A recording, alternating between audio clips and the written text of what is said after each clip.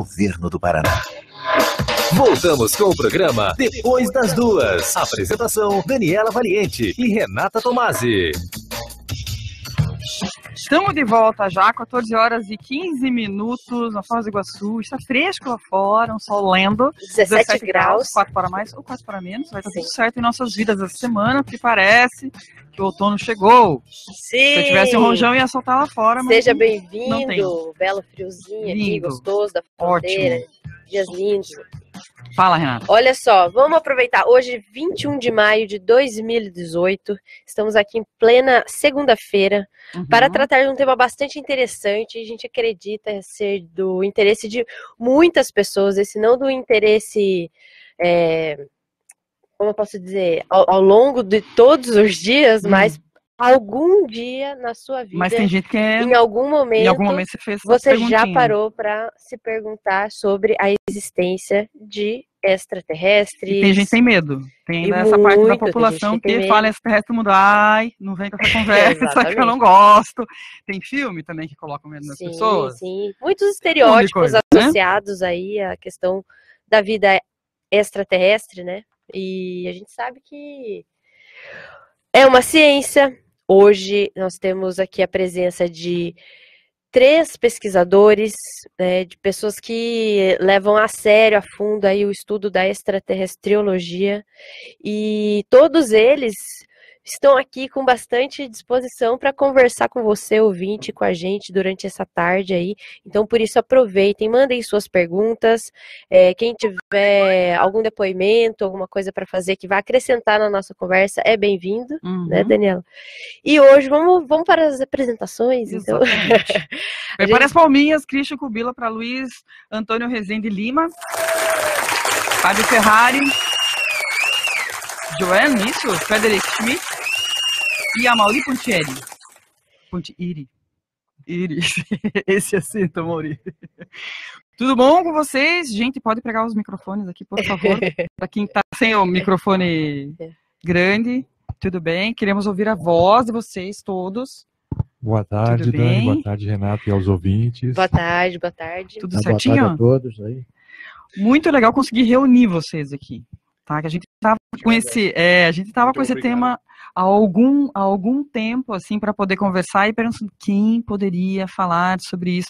Porque esse tema também é algo que gera uma série de comentários que as pessoas, assim, ou, como eu disse, ou elas têm medo, ou muita gente faz piada, né? Que não entende muito, faz aquela piadinha.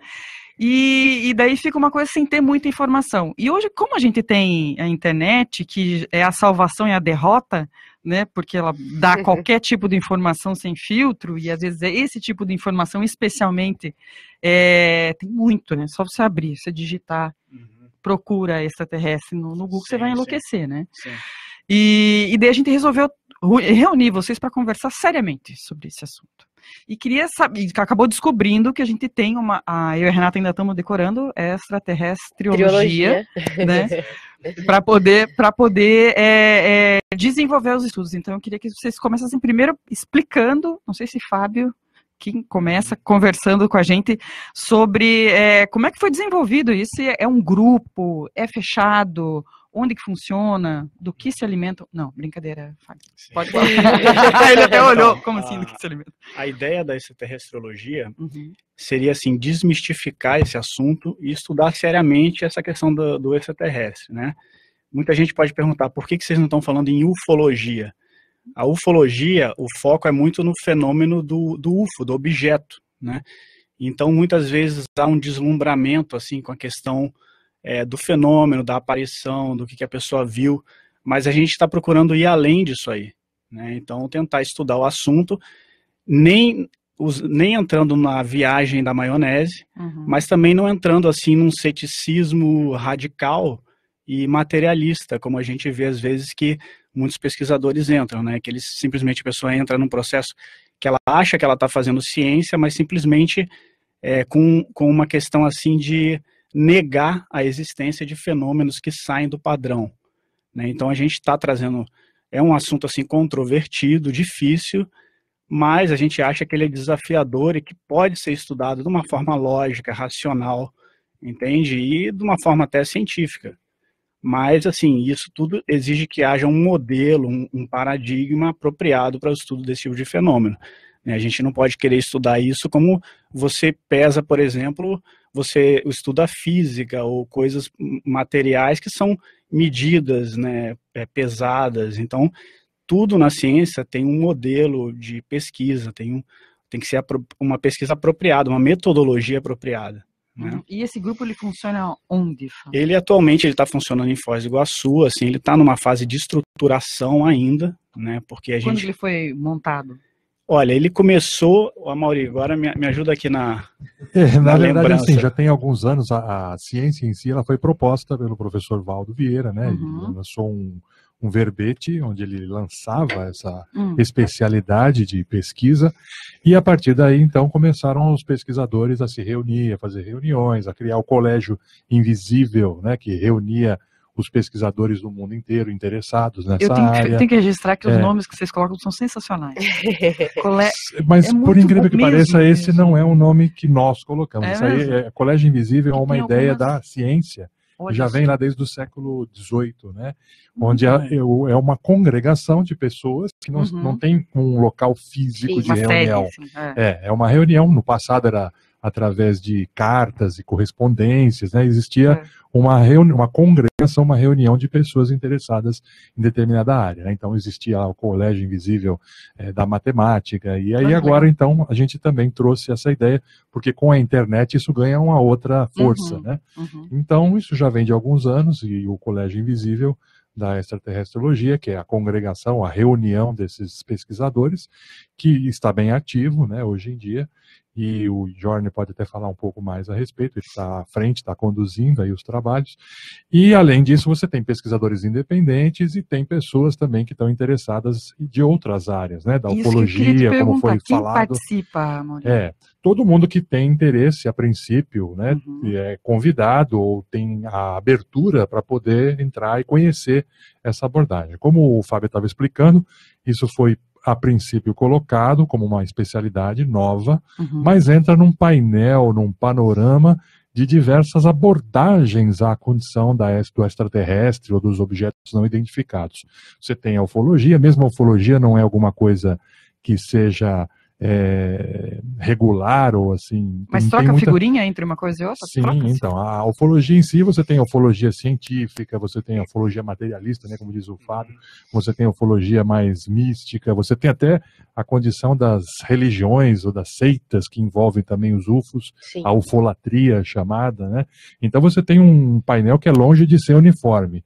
E além disso, você tem outras abordagens, como foi colocado também, né, o próprio universo dos filmes, o universo pop também, o extraterrestre e os seres de outros planetas já fazem parte do imaginário pop, né? Então você tem filmes que abordam, às vezes de maneira meio perturbada, às vezes de maneira mais... Nunca é muito vários legal, estereótipos, né? Ou ET bobalhão. Então, nós estamos trabalhando, na verdade, o interesse é muito grande, mas estamos trabalhando com esse pano de fundo que é muito...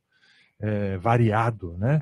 E tem as pessoas também que tiveram vivências, né? Como é o caso do Luiz, aí vai poder falar um pouco para a gente, e aí sim, isso interessa tanto a nós como aos ufólogos, né? Aos extraterrestriólogos e aos ufólogos, porque é a experiência direta, a vivência, o fato. Toda a ciência, toda a especialidade científica tem que ser construída a partir de fatos, né? Então, isso aí para nós é bem importante também. Esse grupo, ele vai partir, esse estudo, tem algo que divida, assim, tipo, visitas a tal lugar, ou mais de conversa, de interação mesmo, mano? Como é que funciona? Existem várias categorias ou modalidades. A gente não vai falar da internet, né? Que de a internet acordo, é problemática. De acordo. Não, a internet, assim, como foi falado aqui, né? Tem de tudo na internet, e você tem informações boas e experiências e, vamos dizer, notícias, muita coisa, documentação importante que está na internet, e válida, autêntica. Pois é, mas eis o problema, né? Mas tem também as coisas falsas. Você reconhecer o que é falso e é verdadeiro, assim, para um leigo fica complicadíssimo, né? O leigo, ele tem como se ele estivesse entrando numa selva, Menino, né? Eu entrei. Exatamente. Por isso que eu tô falando. Exatamente. Já mas tive assim, a o bom, como o Fábio colocou, é a condição guiando a lógica, o senso crítico, tudo isso tem que estar como uma bússola para a pessoa, porque senão ela se perde mesmo. A Renata falou no começo do programa, e eu lembrei uma vez que a gente conversou, Mauri, ela falou, não, né, de extraterrestre, mas o mundo é tão grande, né, o universo é tão grande. Não é possível, né? Ele falou assim, você está filosofando. Quando você está achando isso, é porque você já está tendo uma pequena viagenzinha na maionese, né? Sim, mas de você ter essa justificativa, eu acho que é uma coisa bastante comum as pessoas pensarem. Não, a gente é bobeira se pensar que está sozinho, porque veja bem, tamanho da Via Láctea, 300 planetas, minha nossa, né? Buraco negro, papapá. Esse também é um jeitinho meio viagemzinha na mas o que acontece aí é o seguinte, se a gente for acompanhar a história do pensamento humano e da própria ciência, a gente vê que houve uma evolução dentro dos modelos em relação ao universo, né? Por exemplo, o Aristóteles, lá na Grécia Antiga, ele foi a primeira pessoa que começou a achar que a Terra não era plana, ela era redonda. Por que ele viu isso? Porque ele via a Terra e começou a ver o eclipse lunar, e ele chegou à conclusão que o eclipse da Lua, na verdade, a Terra estava fazendo sombra na Lua. Entendeu? Então a Terra ficava entre o Sol e a Lua. Então ele chegou à conclusão, não, a Terra não pode ser chata, senão ela não faria essa sombra, né? Então veja, isso já foi um avanço naquela época do modelo do próprio universo, né? E veja, mas ele achava ainda que a Terra ela estava estática, parada, estacionária, e os planetas, as estrelas rodando em volta da Terra. Então era o modelo da Terra como centro. Isso depois foi modificado com Copérnico. Então Copérnico ele chegou depois de alguns séculos e viu, não, a Terra não está como centro, o Sol está parado, né? Parado entre aspas, mas a Terra está rodando em volta dele. Então veja, isso já foi um avanço. Agora veja, o próprio Copérnico, quando ele foi divulgar essas ideias, ele não falou o nome dele, porque ele ficou com medo de ser considerado um herege pela igreja. Então, ele publicou anonimamente o trabalho dele. Pois é. Pois é, então ele, assim, as pessoas têm medo. Por isso que a gente está falando, esse próprio assunto, tem muita gente que às vezes já teve experiência e ela fica com medo de se expor. Por quê? O que vai ser da minha profissão? O que a minha família vai pensar? O que meus colegas vão pensar? O pessoal vai fazer chacota de mim? Então, acaba que um assunto sério, ele vira uma grande chacota, uma grande brincadeira. E as pessoas ficam com vergonha de expor, entende? Então, a hora que você encontra alguém disposta a expor a situação, já é ótimo, entende? Assim, mas expor de uma forma séria, entendeu? Assim, com bom humor, né? Mas assim, que eu digo com seriedade, assim, de ver que há um fundamento. Sim. Mas você acha que é muito o que é? O filosofar, você achar que, não, porque o mundo é grande, por isso? Não, as mas pessoas deveriam achar que existe realmente? Ou não, a filosofia faz parte da ciência, né? Não tem ciência sem filosofia. Porque a filosofia e a viagem da maionese ficam... Não, mas veja, a gente, tudo bem, mas assim, o que a gente não pode se perder a gente tem que se basear nos fatos, entende? Então, em toda a ciência, o que guia a ciência é o fato, não é a opinião da pessoa. O cientista não interessa a opinião dele, tem que ver qual é o fato por trás da opinião dele, entende? Então essa que é a questão, toda a ciência é fundamentada em fatos, e o fato é a vivência direta com o fenômeno. Qual é o primeiro registro? De aparição ou de avistamento? Isso aí é desde os primórdios da história. Vai lá para o início da civilização, já tem registro, né, Mauri? Você tem a chamada ufoarqueologia, que é a busca por registros de objetos não identificados nos registros antigos. Saindo do fosso hoje da... eu também não conhecia. Exatamente, isso é uma área dentro da ufologia.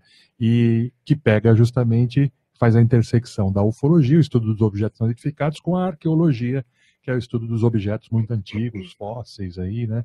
Mas isso já deveria ser uma prova suficiente, não? Exatamente. Por exemplo, você tem aquela obra clássica que eram os deuses astronautas, onde você tem lá alguns desenhos, algumas inscrições, né, em paredes e tal, onde você tem ali coisas que não são explicadas, né? E parecendo, inclusive, existe uma analogia entre um astronauta da atualidade com uma figura que está lá na parede. Então, o que significa aquilo ali? Né? O que é aquilo ali? Será que era só uma imaginação, alguma coisa, uma outra representação, ou realmente tem alguma similaridade? Né? Então fica aí a pergunta, né? Não tem nada conclusivo, mas tem muita coisa que é significativa, assim, que intriga muito os estudiosos. Intriga muito vocês, né? A gente só fica aqui, ó. Fora tentando saber as coisas. Falando em vivência, a gente começou a abordar essa questão, e eu acho que talvez nós podemos partir também do depoimento do Coronel Luiz. Eu posso chamar de Coronel Luiz é melhor. Do Luiz, de como foi a experiência dele, e a partir daí a gente pode ir tirando dúvidas e trazendo, né, para que caminho vai também a extraterrestriologia e, enfim, as questões das evidências. Acho que vai ser bem interessante. Bom, essa experiência ela aconteceu no início da década de 80. Naquela ocasião eu voava no grupo de caça, Força Aérea Brasileira. Era piloto de caça naquela ocasião, e todos os anos, no meio do ano, a gente se deslocava para Anápolis, ali no Planalto Central, e fazíamos treinamentos ali. Esse fato ocorreu entre 82 e 84, eu não guardei muito a data, né? Foi uma missão noturna, um treinamento noturno, éramos 2 aviões, a gente chama de elemento, 2 aviões juntos, né? E nós decolamos, e nesse treinamento eu seria o alvo, e o número 2 seria o interceptador. Então, para esse treinamento, eu ficaria, digamos assim, com um controlador de voo me coordenando, e o meu número 2 seria o outro controlador. Então, lá em cima, depois que nós chegamos lá em cima, fizemos um split, abrimos, e estava uma noite muito bonita, uma noite sem lua, muito estrelada, não tinha nuvem nenhuma no céu, tá? Então, me deram uma proa, a gente chama de desfile, para que o outro fosse trabalhado para fazer a interceptação da minha aeronave. E nessa condição, como eu estava de alvo, a gente fica totalmente apagado.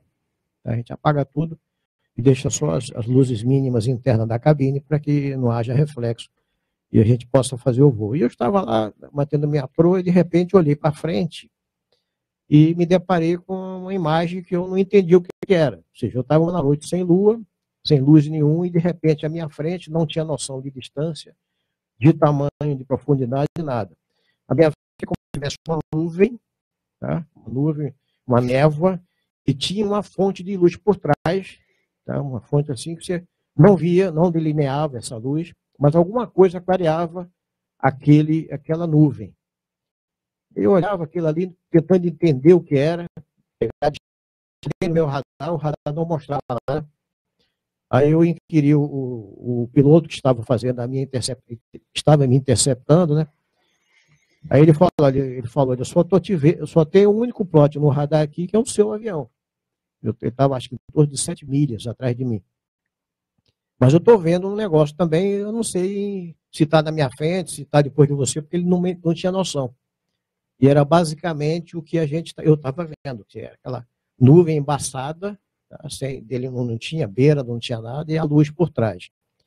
Questionamos o controle de solo, a defesa aérea, eles também não tinham nada no plot. Aí, ok, vamos tirar vocês da área. Aí tiraram a gente da área, colocaram em outra área, e nós fizemos o treinamento e voltamos. Né? E ao pousarmos, a gente vai para uma sala, que é a sala lá onde a gente faz o preenchimento das fichas e tudo, estava lá preenchendo, e eu comentando com o piloto que estava no outro avião, poxa, nossa, interessante aquilo e tal, sem noção. Aí tinha um sargento, chegou assim, pô, capitão, é um negócio, aí ele começou a explicar basicamente o que nós tínhamos visto lá em cima. Eu falei, poxa, vocês também viram aquele baixo? Ele falou, não, estava aqui, no tráfego. Tinha um capitão fulano, não vou citar o nome do companheiro, ele estava fazendo um treinamento de toque arremetida. Toque arremetida, você vem no tráfego, você bota a rodinha, faz potência e faz novamente, né? E toda vez que ele chegava na curva base para vir para o pouso, uma coisa branca, assim, tipo iluminada, você não tinha noção, não tinha luz, era uma coisa iluminada, como se fosse uma névoa. Vinha e encostava na direita dele, quase encostava e vinha acompanhando ele. Quando ele tocava o pneu na pista, e dava potência para remeter, aquela coisa se espava e sumia. E acontecia isso umas 2, 3 vezes. E ninguém, o pessoal ficou olhando, não entendia o que estava acontecendo. Porque toda vez que ele vinha, ele fazia o tráfego normal, chegava na curva base, a coisa vinha e encostava nele. Então ficou aquela coisa assim etérea, a gente não entendeu o que é que aconteceu. E o fato acabou morrendo por ali. Mas foi a visão e a experiência que eu tive naquela ocasião, na década de 80. Uhum. Você ficou com medo? Você teve medo? Não, não. Ou ficou espantado? Não, você fica assim, que diabo é aquilo? A pergunta assim, como bom nordestino. Que diabo é aquilo? Que diabo é aquilo? Não dá medo, não deu, né? Fica aquela interrogação, né? E tanto que, poxa, não tinha nada no radar. Então, se tivesse um pote ali, alguma coisa, a gente talvez causasse um pouco mais de preocupação, porque a gente estava, inclusive, desarmado naquela ocasião, né? Mas não causou medo, só espanto e curiosidade, né? Aquilo ali ficou bem guardado na minha memória até hoje. Isso aí. Um espanto porque é incomum, né? Você não está sobrevoando a 7.000 milhas e vê uma luz por trás da... Eu digo isso porque eu já tinha quando eu estava lá, na época já era capitão, eu já estava voando, eu comecei a voar em 1971. Então, em voos noturnos, nas mais esdrúxulas situações, com tempestade, eu já tinha enfrentado. Então, foi uma coisa assim muito fora do comum. Eu nunca tinha percebido. Você não tinha uma fonte de energia, uma fonte de luz que justificasse aquela claridade. Não tinha uma lua, não tinha nada, e ficava na frente. Você não tinha noção de distância, de profundidade, nada. Foi a única vez que apareceu lá? Depois ninguém mais ninguém mais depois desse fato especificamente, eu não via mais alguém comentar durante, nós ficamos quase um mês lá, eu não vi mais alguém comentar sobre essa aparição. Ficou basicamente nessa noite foi o que aconteceu o fato, naquela noite. E o senhor acredita que tenha sido uma experiência extraterrestre?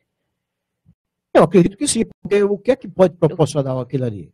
Alguém vai dizer, é um fenômeno meteorológico? Não tinha nuvem, não tinha nada. Tá? O céu não tinha lua. Naquele dia o céu estava escuro, eu estava inclusive curtindo as estrelas, porque quando você está voando lá em cima, é um lugar tudo preto, tudo escuro, e você apaga as luzes do avião, basicamente você fica, o mundo ali é uma coisa maravilhosa. Tá? Você começa a contar as estrelas, tentar descobrir as coisas ali, tá? E de repente aparece algo inusitado.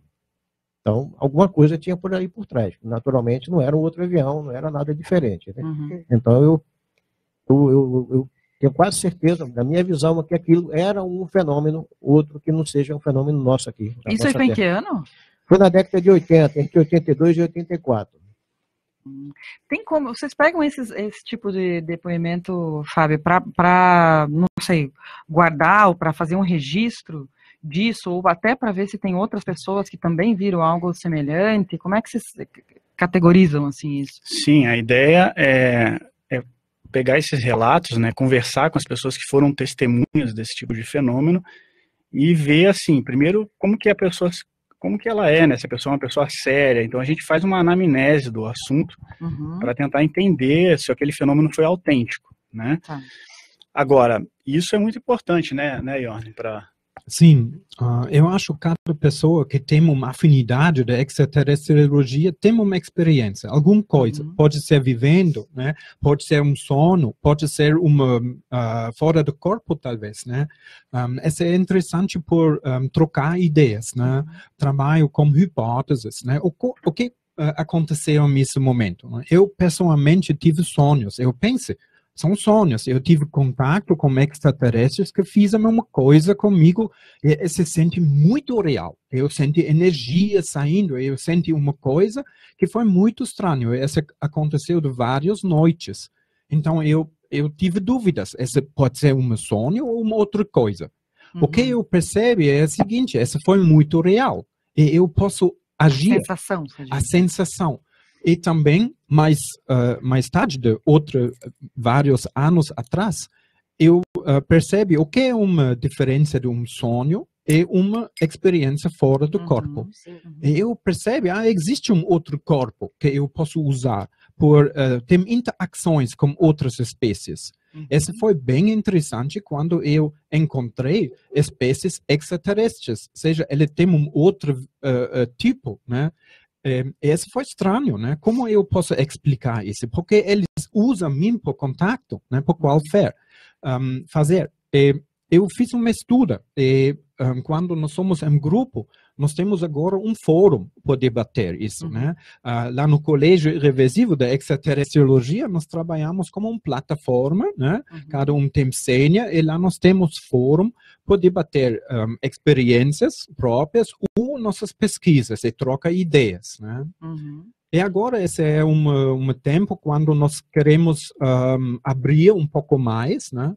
Essa é uma fundação de um instituto na conscienciologia, um instituto consciocêntrico, que se chama Extracons, né? Nós elaboramos agora a introdução da extraterrestriologia para ter uma compreensão sobre essas coisas. Questionamento como, pode ser que nós temos uma interação planetária, né?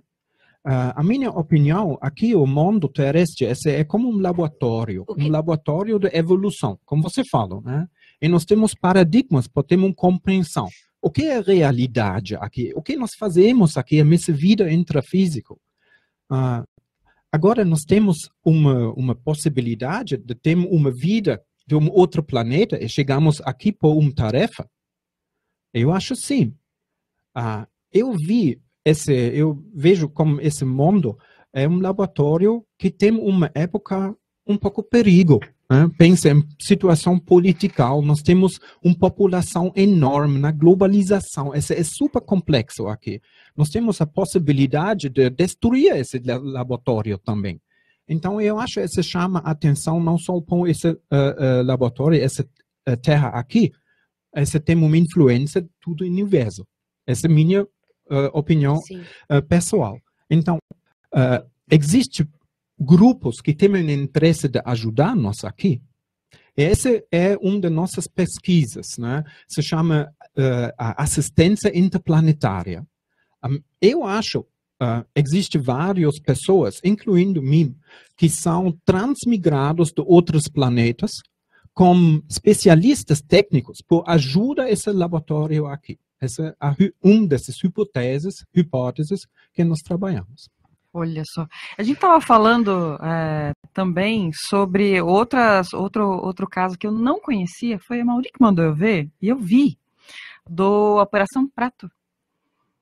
Conta um pouquinho, Mauri, rapidão pra gente. Acho super interessante porque foi algo da década de 70, não foi? No final de 70, final da década né? de 70.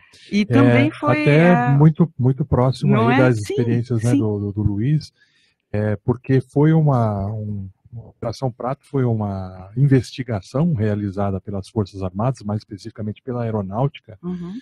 A princípio era secreta, né? Era no âmbito era uma operação secreta da Aeronáutica, mas é que no final da década de 70 começaram a aparecer tantos casos de avistamento de objetos e de seres também no norte do país, né? Na verdade no país todo, mas mais concentrado no norte, que a Aeronáutica criou uma comissão para investigar esses avistamentos e essas experiências que começaram a aparecer em vários lugares. O Brasil tem uma área, um território muito grande, e como começou a ter muitos relatos do tipo do que o Luiz teve aqui, e com mais detalhes às vezes, em alguns casos, né, interação mesmo entre os seres dessas naves e as pessoas, então houve essa criação dessa investigação que ficou conhecida como Operação Prato.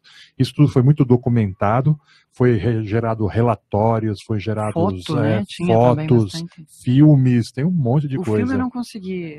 Tem muita coisa que foi uma documentação importantíssima e que recentemente, por incrível que pareça, assim, por uma liberalidade do governo aí, isso foi liberado. Tem muita coisa da Operação Prato que foi liberada para o público, tem na internet, as pessoas podem ter acesso a esses materiais, esses relatórios aí, né? Foi um movimento aí que a ufologia, os ufólogos sérios aí, brasileiros, eles fizeram no sentido de pedir, demandar que o governo abrisse né, liberasse esses documentos, e foi feito, foi realizado, gerando uma condição para o Brasil que hoje está na vanguarda da liberação de documentos oficiais que pesquisam objetos não identificados e contatos com seres, né, que são de outros locais aí, né?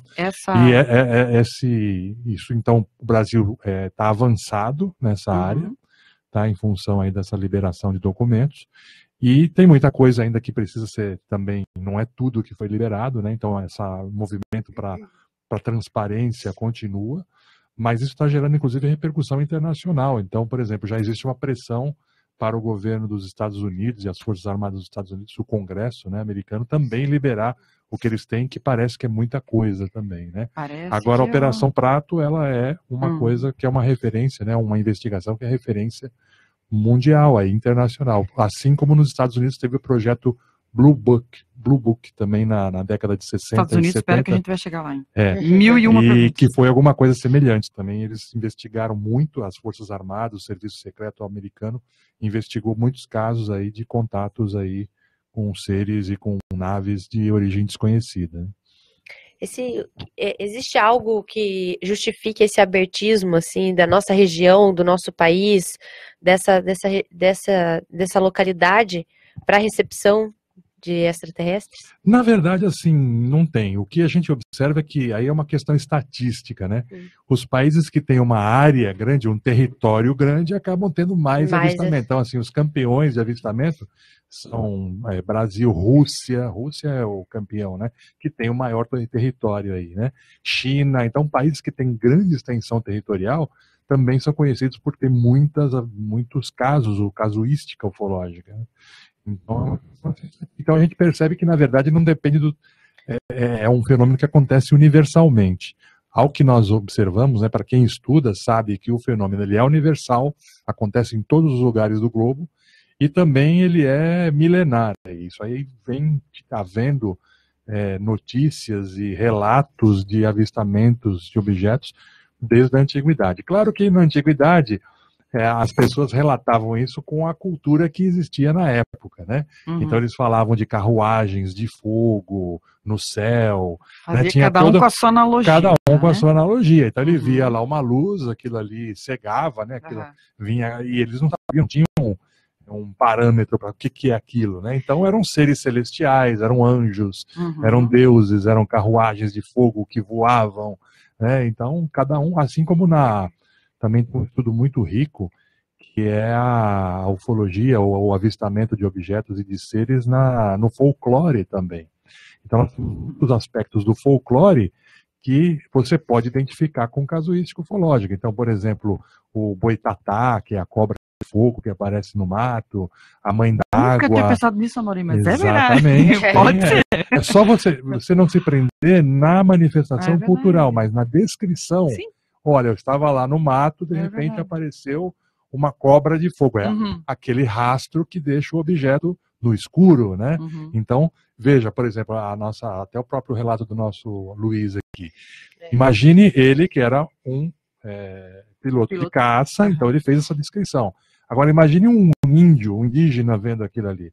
Ele vai ter a analogia do que é do dia a dia dele. Lembrei então, daquela cobra, é a mãe do ouro, a Yara, né? Quer dizer, lembrei da música do Caetano lá, o índio descerá numa estrela colorida e brilhante. Olha aí. Aí, ó, viu? É ufologia na música popular brasileira. Você sabe que você fez esse comentário, nós temos teve um ouvinte que ele apagou o comentário dele. Por quê? Ele trouxe uma referência, da Bíblia, e que falava sobre que não estamos sós.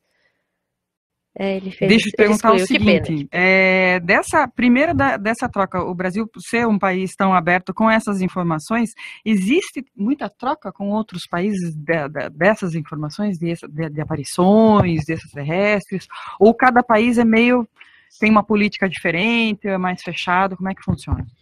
Isso que você está falando é uma realidade. Cada país tem a sua política, tem uns países que são mais abertos, no caso, e outros países que são mais fechados, ou eles escondem mais a casuística, ou as pesquisas e investigações. A gente só pode ter hipóteses para isso, né? Como disse o Iorni. A hipótese principal é que alguns países não querem reconhecer que existam forças ou tecnologias mais avançadas que as da defesa daquele país. Por exemplo. Né? Exato, você está entendendo? Se eu falo, olha, entrou aqui no meu território uma tecnologia que eu não conheço, não sei o que é, e que é melhor que a minha, imagina que o povo daquele país vai ficar inseguro, e as forças aéreas, as forças armadas não querem nunca que o povo se sinta inseguro quando eles estão a cargo da defesa do território, né? Então, de maneira geral, oficialmente, as forças armadas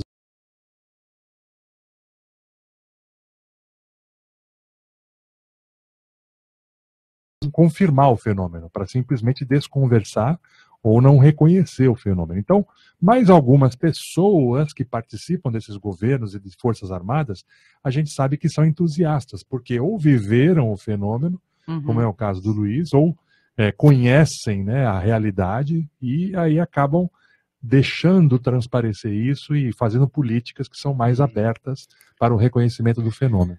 O fato assim, é que existe sim um acobertamento de informações, né, na própria mídia em relação a isso, porque você abre o jornal, o que você vê no jornal? É política, né, esporte e arte, né, cultura. Com sorte você encontra um pouco de cultura. Com sorte você encontra cultura. Né? Agora veja, esse tipo de fenômeno, ele simplesmente é excluído, porque não pega bem ficar falando disso, entendeu? Até o próprio meio de comunicação, que depende de patrocínio e uma série de questões assim, eles querem fazer média, muitas vezes, entende? Então, sim. Eu tô falando dos jornais, é a realidade, sim. A televisão. Então, assim, as pessoas, elas às vezes não querem expor a questão, entende? Porque isso às vezes traz uma série de implicações de... Mas daria por conta das pessoas interessadas, ou quem já viveu claro que dá. Olha, eu estava né? Exatamente, estava conversando com um colega, por exemplo, dos antigos programas de debate que haviam na TV, tipo o Flávio Cavalcante, aqueles... Quer dizer, a pessoa chegava lá, não tinha medo, a pessoa, vamos trazer um pesquisador, traz essa pessoa que vivenciou um fenômeno, traz aquele outro e vão expor a realidade. Sim. Hoje a gente vê a televisão, estou falando da televisão aberta, por exemplo, assim, é tudo maquiado, é tudo, sabe, não quer causar polêmica em nada, então não expõe a realidade como ela deveria ser exposta, então você faz a sonegação de informação, que é o contrário do que vocês estão fazendo aqui, né? Estão tentando, a gente está tentando.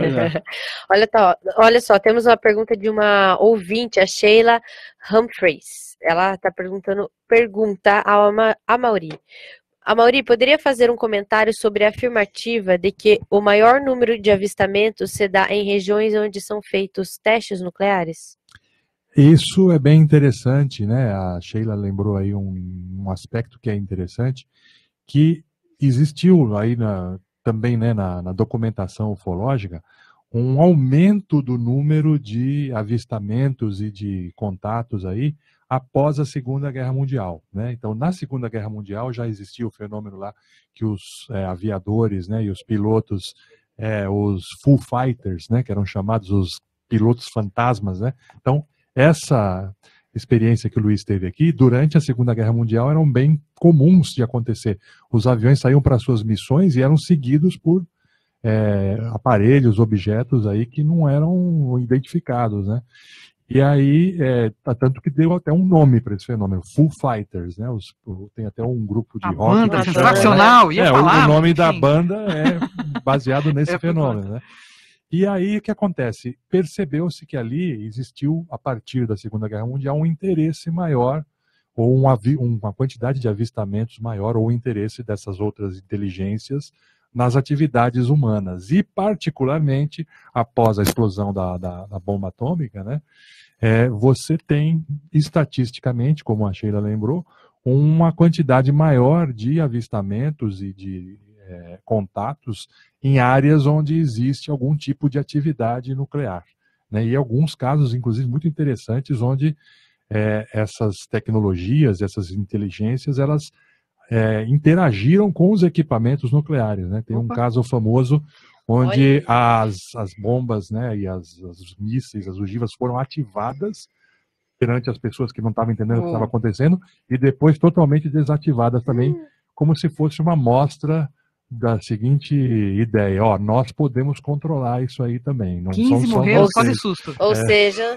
Minha nossa armou, minha nossa desarmou. E aí entra naquilo que o Ione estava falando, né? A impressão que a gente tem é que com essas bombas e com essas atividades aí desses equipamentos nucleares, o ser humano já está começando a mexer com outros aspectos do universo que ele ainda não sabe direito. Ou seja, a nossa atividade aqui pode estar afetando outros planetas, outras civilizações, aí a gente não está nem sabendo disso. Daí esse interesse dessas inteligências, dessas civilizações, também de ver o que nós estamos aprontando aqui que possa atrapalhar também. Não dá meio medo, Amaury, pensar, tipo, a gente está fazendo tanto serviço, né? Especialmente com a natureza, veja bem. Exatamente. Então, dá assim, uma vergonha. A interferência. Vai que a gente daqui a pouco vai levar um puxão de orelha aí, alguma coisa do gênero, né? Então, assim, mas assim, respondendo a Sheila, sim, isso é uma realidade, estatisticamente a gente tem vários relatos de avistamentos perto de instalações que possuem equipamentos nucleares e, às vezes, em alguns casos, até alguma interferência, inclusive, desses objetos nos equipamentos aí nucleares. Kim Jong-un que se cuide. Então. É verdade. Olá. Olha só, nós temos mais duas participações aqui de ouvinte na nossa live. Uma delas é do Bruno Bisotto. Ele escreveu o seguinte: na casa de meu pai há muitas moradas. Se assim não fora, eu vou-lo teria dito. João 14, 2, segundo, né? Aí ele abre uma aspas. A literatura espírita, sempre de acordo com a evolução das ciências, entende a possibilidade da existência de vida fora da Terra, da mesma forma que os mais modernos centros de astronomia no mundo, mais do que uma possibilidade. É lógico que existam outras formas de vida. Um parágrafo extraído de Contatos Interdimensionais. Uma literatura aí que o Bruno trouxe para o nosso ouvinte. E o Otoniel Rocha comentou o seguinte: entre os anos de 1995 e 1996, eu estava caminhando por volta das 23h30, mais ou menos em noite estrelada, por uma estrada na zona sul rural da cidade de Ubiratã, quando visualizei uma luz não muito forte, mas de tamanho muito grande que vinha em minha direção e mudava de cor. Eu fiquei encantado com o que estava vendo e queria que mais alguém visse. Então comecei a caminhar mais rápido para chegar em casa logo e chamar meu avô para ver também. Quando cheguei em casa, chamei meu avô e quando ele acendeu a luz de casa... Atualizando aqui, daí estamos vendo a leitura. Quando cheguei em casa, chamei meu avô e quando ele acendeu a luz de casa, aquilo que eu estava vendo desapareceu no céu muito rápido e ele não pôde ver. Comentei com ele que eu havia visto e, para minha surpresa, ele me relatou que havia visto a mesma coisa na década de 50 naquela região enquanto caçava e nunca tinha comentado com ninguém porque achava que ninguém acreditaria nele. Olha, meu Deus, agora resolvemos. Temos mais uma pergunta aqui. Gente. Pergunta para o Felipe. Poderia... Felipe, não temos Felipe aqui. Isso, Fábio. Pergunta para o Fábio. Poderia aprofundar o paralelo entre extraterrestriologia e filosofia? Como um pode contribuir para o outro? Temos mais duas perguntas aqui, eu vou ler e aí a gente pode pontuar o que a gente responde primeiro, vamos para um break e aí voltamos com as respostas, né? Que temos que dar um respiro aqui. Essa foi a pergunta da Sheila, a do Francisco Mauro. Uma pergunta aos convidados, não querendo entrar em neura de conspirações mundiais, mas será que as grandes potências já devem ter tecnologias desenvolvidas com esses contatos extraterrestres e as escondem da população? Sim. Uma boa pergunta também. Outra pergunta aqui da Sheila. Pergunta para o Jorn. Qual o papel da Extracons para a divulgação da extraterrestriologia? E a Maria Cristina pediu para perguntar para o Jorn também se pode ampliar sobre assistência interplanetária. Vamos começar por onde? São 4.200 perguntas. Muito boa todas as perguntas. Obrigada aí pela participação de todos. Vamos fazer o seguinte, vamos para o break e aí a gente volta. Isso. Tá bom.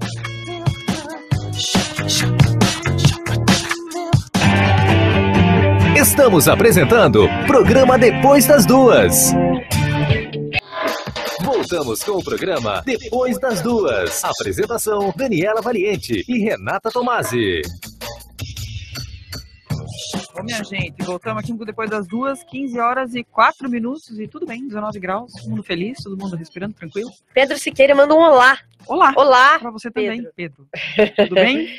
A gente está aqui com 422 perguntas, vamos... Muito agradecidas aí pelas participações. Exatamente, agradecer demais aí quem está participando da nossa live. A gente vai pegar algumas que a gente conversou aqui no intervalo para ver quem responde o quê. Nós tivemos já o depoimento de um avistamento aqui do Otoniel Rocha. Quem quiser compartilhar também com a gente a sua experiência, pode compartilhar, pode escrever. O Bruno Bisotto trouxe uma referência da literatura, um parágrafo falando sobre dos contatos interdimensionais. Quem quiser colaborar também com a nossa conversa pode. E temos aqui algumas perguntas.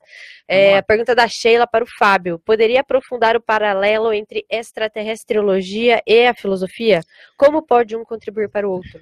Então, na realidade, esse tipo de assunto, assim, ele leva a pessoa para o universalismo, entende? Porque a questão, quando a pessoa começa a ver que, né, o planeta não é tudo, né, que existem consciências em outros locais. Então, isso expande a visão de mundo da pessoa, né? Então, basicamente, a gente observa assim que quando a pessoa começa a estudar esse tipo de assunto, também a astronomia, todos esses assuntos assim que faz a pessoa tirar o foco só do bairro dela, da cidade ou do país que ela está, isso expande a visão da pessoa, né? Então a gente vê isso aí, a extraterrestriologia, esse tipo de assunto, ufologia, todos esses assuntos, eles levam a pessoa para um nível de universalismo, de visão de conjunto ampla, grande, né? Então acaba com aquela condição da visão estreita, né? Você vê, tem gente que briga por time de futebol, né? Então você vê, Sim. olha o estreitamento da visão. Então assim, a gente está falando numa coisa grande. Hoje, se a gente for observar no planeta, a maior parte dos conflitos é o quê? São entre países, né? Por causa, às vezes, de processo de ideologia, etc, né? As guerras são baseadas nisso. Então, você vê, olha a visão afunilada que tem aí. Perfeito. Se a pessoa começa a ter uma visão maior, acabou, não tem mais essa necessidade de conflito, tudo isso. Então veja assim, a questão do universalismo, ela é o que pontua toda essa questão da extraterrestriologia, né? Precisa ser um curioso, um eterno curioso para estudar extraterrestriologia, porque é uma ciência que, né, que tem essa interrogação constante, né? A gente acredita que existem outras ciências, por exemplo, claro, né? Tem essa questão da curiosidade, do desenvolvimento, a ciência nunca para, mas muitas verdades já foram comprovadas e tudo mais, né? Então a gente vê assim, a gente teve já a era das navegações, né? No século XV, XVI. A gente hoje está vivendo a era espacial, né, no planeta. Então, a gente teve um momento que as pessoas saíram com os navios para descobrir outros continentes. E naquela época o camarada falava, olha, naquele outro continente tem gente igual a gente. Tinha muita gente que falava, esses caras estão loucos, entendeu? Hoje, pra gente, a gente pega um avião, em 2 horas você tá, em 8 horas você vai para os Estados Unidos. Então, isso virou bobagem. Agora, veja, a gente está entrando nessa área espacial. O que vai ser daqui a 100, 200 anos? A gente não sabe, né? Mas o fato é, o mundo ele vai mudando, as coisas se ampliam, né? Se você for acompanhando, é um pouco melhor. Pois é. Você evolui com suavidade, não é no tranco e barranco, exatamente, né? Uma pergunta para o Johnny. Qual o papel da Extracons para a divulgação da extraterrestriologia? Pesquisa é que nós trabalhamos com pesquisadores, e nós somos pesquisadores e objeto no mesmo momento, né? Porque se nós temos experiências, pode ser que nós somos na fora do corpo, ou que é um sonho, trocar essas hipóteses que nós fazemos é um debate. E nós temos debates cada segundas-feiras para pesquisar isso. Pessoas que querem participar podem escrever ou ver no site de extracons.com. E no extracons.com nós temos um contato, né? E ser conosco e nós vamos debater às segundas-feiras esses assuntos, né? Temos também projetos que, por exemplo, fazer uma exoprojeção, ou seja, uma experiência na fora do corpo, na fora desse planeta, né? E nós pensamos como nós podemos fazer isso em grupo, né? E fazemos uma pesquisa e uma prática ao mesmo tempo. Essas são nossas atividades por enquanto. O grupo de Extracons, que vai ser um instituto, estão começando só, né? Essa homepage também está em obra por enquanto, né? E nós vamos dar aulas em breve. Não precisa ser um cientista, um super pesquisador, você precisa ser um curioso para você poder participar de um grupo assim? Sim. Pessoas que chegam do nosso grupo, todos têm experiências. São pessoas como você ou eu, né? Mas com experiências que são um pouco estranhas, né? Um pouco incompreensível por início. Então, nós vamos conversar em conjunto e fazer uma pesquisa. Essa experiência pode ter sido por meio de um sonho? Isso eu queria que ele faça a diferença de sonho e projeção, que às vezes as pessoas confundem. Se confunde muitas vezes, né? Quando nós temos uma coisa dentro da nossa cabeça, seja nós temos experiências de dia e um sonho por ver o que aconteceu, porque a capacidade do nosso cérebro não tem capaz por ter isso. Esse é um sonho dentro da nossa cabeça, mas no momento nós temos atividade, nós somos a pessoa que dirige essa situação, essa é mais uma projeção. Uma projeção. Né? E o sonho é aquela explosão de luz e cores que acontece. Essa é como uma televisão, ver um filme, né? Você não tem uma possibilidade de parar ou interagir com pessoas como isso. E a projeção dá essa possibilidade. Lá você pode fazer. E qual que é a relação, então, da extraterrestrologia com a projeciologia? Eles podem vir projetados para cá? A gente pode ir projetado para lá? Como que é? Gente, vocês precisavam ver quem está só acompanhando a gente pelo DAI. Eu precisava de uma câmera em cada rosto nesse momento. A gente faz a pergunta, eles... Só que não tem todos esses microfones para eles falarem juntos, entendeu? Pode falar. Então, eu acho importante saber, a pesquisa da extraterrestriologia é dentro dos paradigmas conscienciais.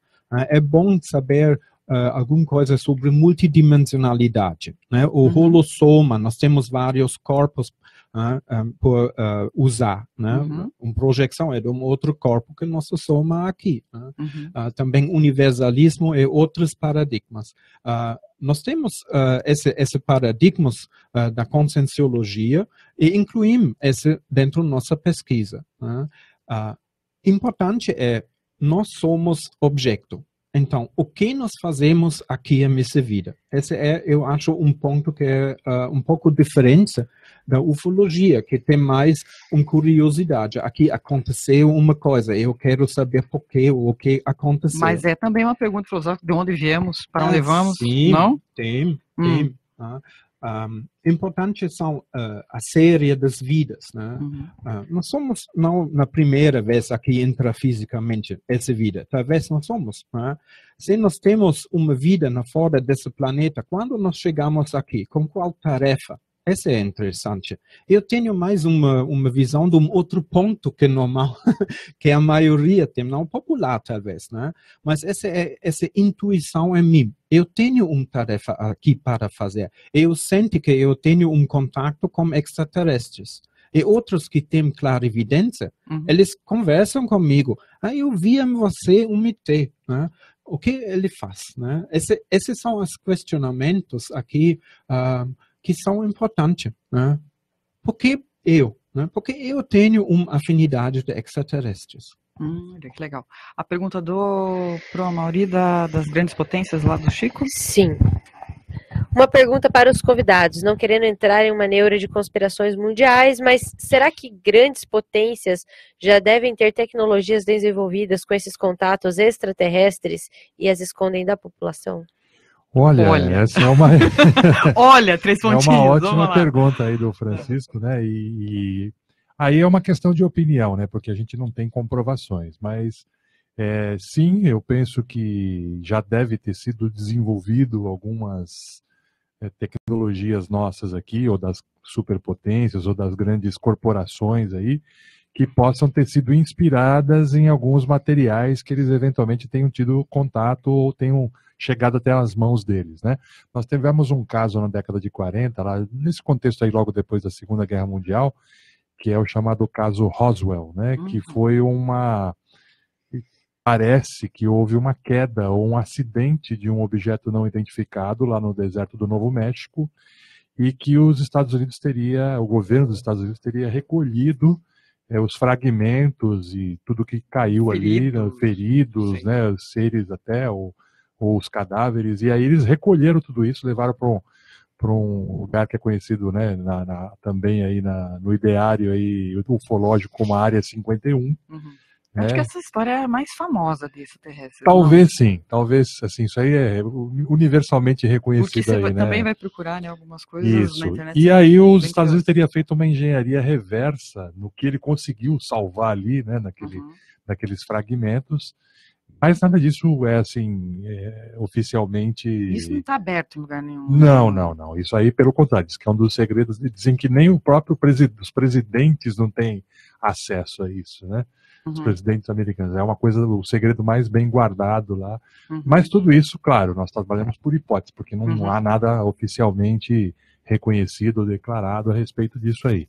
Mas que houve alguma coisa estranha ali, houve, porque tiveram testemunhas de que viram materiais estranhos, de que tiveram pressão depois para que eles negassem que tivessem visto alguma coisa. E rolou uma teoria da conspiração nervosa depois, né, também. Né? Então, assim, que as potências já têm acesso a algum tipo de inteligência, isso já é meio que consenso, embora não nada declarado oficialmente. Então, é bem provável que, como o Francisco tinha levantado aí a pergunta, que as potências tenham desenvolvido tecnologias. Talvez algumas dessas tecnologias que a gente use hoje já tenham sido, se não diretamente realizadas, pelo menos inspiradas no que foi visto. Tem umas coisinhas ultimamente que... Exato, que foge da curva. Né?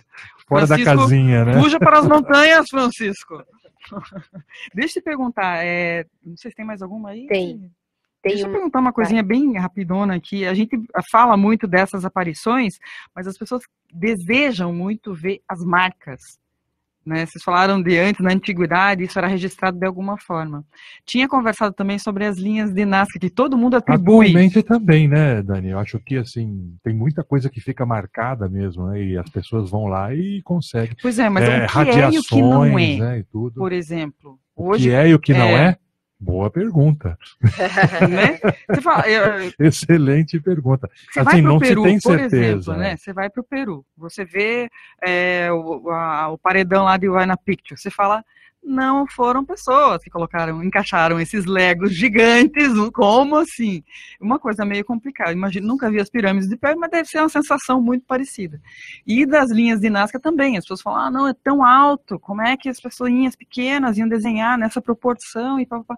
Mas eu acho que você tinha falado também das plantações, não, dos círculos, como é o nome? Isso, os círculos das plantações, ou os crop circles, né? Isso, crop circles. Né? Que era, todo mundo ficou, não, baixou a nave, 2 bolinhas do lado, uma bolinha ali, uma bolinha aqui. Assim, eu estava até nós estávamos conversando, eu e Orne, aí, sobre os círculos nas plantações, que, por exemplo, teve uma delas, né, o Orne pode até explicar melhor, que foi um desenho, como se fosse uma planta baixa, de uma ideia que um engenheiro pegou aquilo ali e aplicou para desenvolver lá um processo magnético, não é isso, Iorni? O Iorni pode falar melhor. Esse foi um desenho com círculos, coisa. Esse chama a atenção de uma pessoa que trabalha com máquinas elétricas para produzir eletricidade. Ele usa isso como um mapeamento, um desenho para uma máquina para produzir eletricidade. Ele usa esses círculos lá como magnetos, né, que fazem um movimento. Isso funciona, foi muito interessante, né? Eu acho, essas são dicas que nós podemos usar, né, por pensar um pouco de outra maneira que hoje, que acorda nós, né, dá nós mais lucidez sobre nossa vivência aqui. Né? Você tem um outro? Então, nós temos vários exemplos. Cheios, vários eventos. Você citou. Agora, eu acho que um ponto importante aí, é estudioso e está aqui para fazer um trabalho sério, como o Fábio destacou no começo, né? É o seguinte, apesar da nossa vontade de que as pessoas conheçam essas atividades, de que elas possam pensar e, como o Fábio falou, expandir a cabeça e ter um universalismo, não é tudo que a gente pode classificar como uma atividade extraterrestre, né? Então, algumas coisas a gente desconhece o que é que foi a origem daquele fenômeno ou o que poderia ser aquele fenômeno. Então, tem muita gente, uma coisa que diferencia a extraterrestriologia de outras linhas é que a extraterrestriologia é muito criteriosa, ela usa muito o senso crítico para afastar aquilo que não pode ser daquilo que é. Né? Então, isso é muito importante, até porque a gente, como foi colocado aqui, lida com fenômenos também de parapercepções, né? Percepção extrasensorial e tudo. Então, a gente não pode ir no bico de tudo que apresentam como sendo extraterrestre. Mas também, né? Então, assim, por exemplo, vou te dar um exemplo. Então, será que todas as marcas de plantações são atividades extraterrestres? Essa é uma pergunta que pode ser feita. Conhecendo a criatividade humana... Tem gente que humana, acha que sim, que todas elas são. Mas outras pessoas acham que pode ser atividade de outro tipo, que não é extraterrestre. Ser contatos interdimensionais, por exemplo, de pessoas que são, ou de consciências que são aqui da Terra mesmo. Então, como é que a gente pode saber isso? Um universo de possibilidades. Exatamente. Não, porque senão, o que acontece? É alguma coisa estranha, então é extraterrestre. Nem, calma lá, não né? É assim. Nem sempre, nem sempre. Então, por exemplo, tem gente que, por exemplo, vê alguma atividade de algum equipamento e tal, e fala assim, não, isso aí não é extraterrestre, isso aí pode ser uma tecnologia, como o Francisco colocou, né? O nosso ouvinte colocou. Pode ser uma tecnologia de outra potência, de outro país que está fazendo um teste secreto e ninguém sabe o que é aquilo, né? Porque é secreto. Então, assim, tudo a gente tem que ter o senso crítico. Ainda mais na era da internet, que você tem aí a manipulação de imagens e de informações e tal. Então a gente vê muita coisa que você fala, mas isso aí é uma besteira. E o pessoal jura de pé junto que aquilo ali é um objeto e tal. Eu já vi um caso, por exemplo, que as pessoas fizeram como se fosse uma gravação com uma câmera numa estrada. Olha, é um objeto, está atrás da nuvem, não sei o quê, e filmando, e a câmera... Bruxa de Blair. Exatamente, a câmera tremendo, e as pessoas com medo, e uma correria, aquela coisa, parecia um negócio... Aí depois aquilo ali gerou uma quantidade de views enorme, todo mundo falou aquilo, circulou, e o pessoal dizendo, não é verdade, não é verdade, tal, não sei o quê.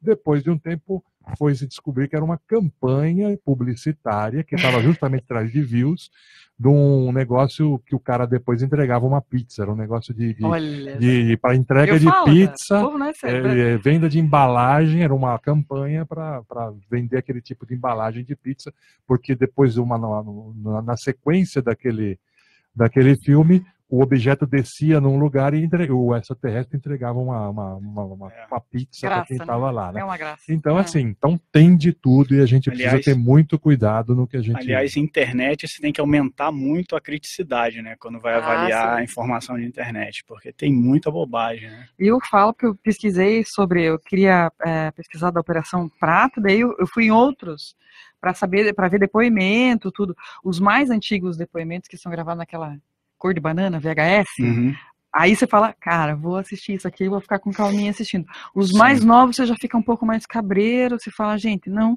Deixa eu só comentar com vocês uma mensagem bem bacana que me mandaram aqui, o Cristiano Fossari mandou o programa Estourando no Planeta. Enviei para 10 grupos de ufologia, com certeza muitos estão na escuta. Oba, um abraço a todos. Ele quer saber de novo que vocês repitam o local e a hora, a data que vocês se reúnem. E se leigos pode se juntar a vocês. Aqui é o Cristiano, eu sei que é você, se não tiver cadastrado no meu telefone. E ele pergunta aqui, eles leram a história da nossa Ilha Caraí? Deixa eu abrir aqui. Aí, Ilha Caraí vulcânica e cheia de serpentes. Então, vamos lá. Olha, ele mandou. Mandou a história da ilha. Mandou. Você já ouviu essa história, não? Essa história eu não conheço detalhes, né? Mas aí a famosa de Colares, né, que eu comentei contigo, né, o caso Colares, que inclusive é dentro da investigação da Operação Prato, né? Mas tem a Caraí também, né, e aí nós tem vários, na verdade. Se a gente for falar de casuística ufológica aqui, a gente ficaria aqui, né, vários programas falando aí. Né? Fala, Renato. Agora, o que é importante, que a extraterrestriologia traz, e como contribuição, eu acho que isso é legal, é aquele passo além do fenômeno, além só da manifestação daquele física ou aquela manifestação do fenômeno. O que existe por trás disso aí? Quem são essas consciências que estão tentando fazer contatos e que estão tentando trocar experiências ou informações conosco? O que elas querem? Qual é a intenção? O que isso aí vai trazer de evolutividade ou de evolução para o meu desenvolvimento? É do bem, é do mal? Exatamente. Qual é o resultado dessa interação que eu tenho com outras consciências? Isso é que é o foco da extraterrestriologia principal, né? E não só ficar querendo comprovar o fenômeno. Porque não tem como comprovar o fenômeno. Na verdade, se pousa um disco voador aqui, físico, com as televisões filmando, vai ter gente que não vai acreditar.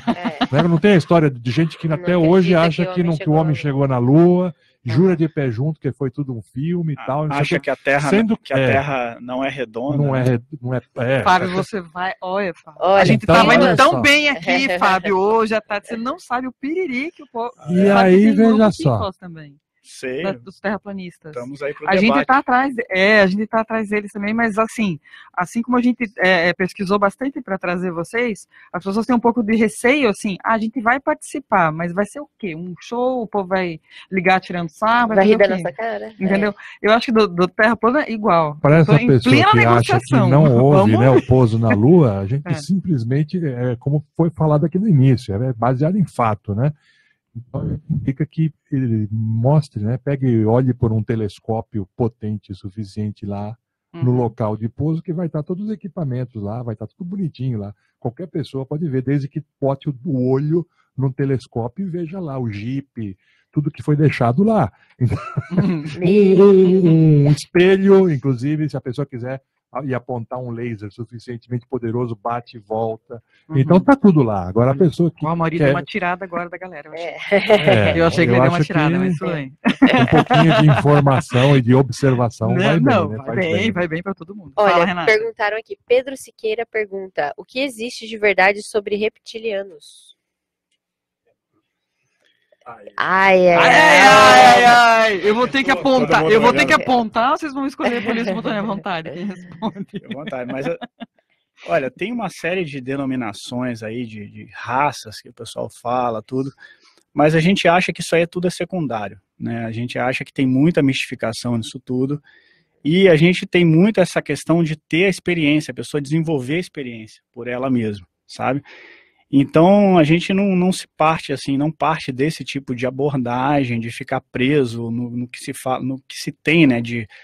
Tem os reptilianos, o pessoal fala os greys, tudo. Tem uma série de denominações, tem livros, inclusive, especificamente sobre isso.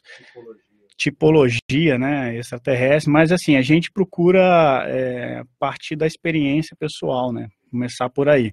Mas sem desprezar nenhuma área do conhecimento, mas também sem ficar fixado nesse tipo de questão, entende?